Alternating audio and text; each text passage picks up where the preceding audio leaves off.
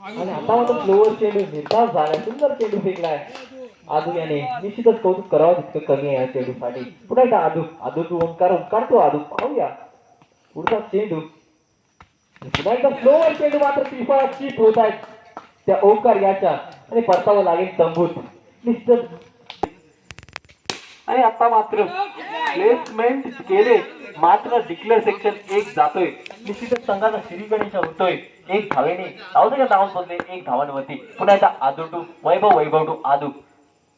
आणि आता मात्र फ्लोवर चेंडू मात्र जातोय डिक्लेअर सेक्शन एक धावेसाठी. सुंदर टोलला जातो जो डी झोन मध्ये. धावते धावून बसले ती बिन एक गडी बाद 2 धावा. पुन्हा एकदा आदू. मला वाटतं काहीसे चेंडू शेष असतील आदू याच्या षटकामधले. पुन्हा एकदा आदू टू वैभव टू आदू. आणि आता मात्र सुंदर क्षेत्ररक्षण पाहायला. आणि आता मात्र बॉलिंग मार्कवर आलाय तो अनिश टू कामेश टू अनिश. आणि आता मात्र निर्धाव चेंडू म्हणावा लागेल. धावसंख्या स्थिरावली. धावसंख्या धावते 2 धावेंवरती. पुन्हा एकदा अनिश टू कामेश. आणि आता मात्र वन टॅप करायचा प्रयत्न. तेवढं सुंदर क्षेत्ररक्षण पाहायला मिळते तिकडे बाउंड्री लाईनच्या दिशेने. पुन्हा एकदा अनिश टू कामेश. आणि आता मात्र फुल टर्न वसूल केलाय जातोय डिक्लेअर सेक्शन मध्ये.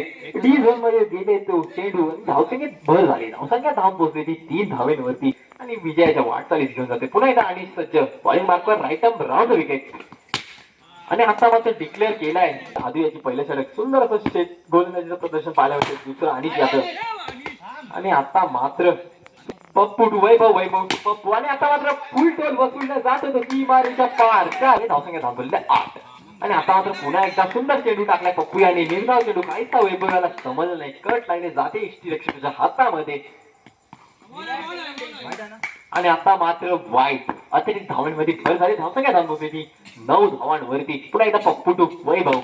आणि आता मात्र कट केले जात होतं डी झोन मध्ये 1 धावांसाठी. निश्चितच धाव गोलंदाजी करत किती धावांवर रोखते पप्पू.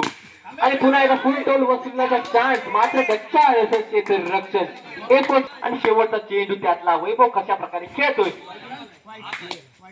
आणि आता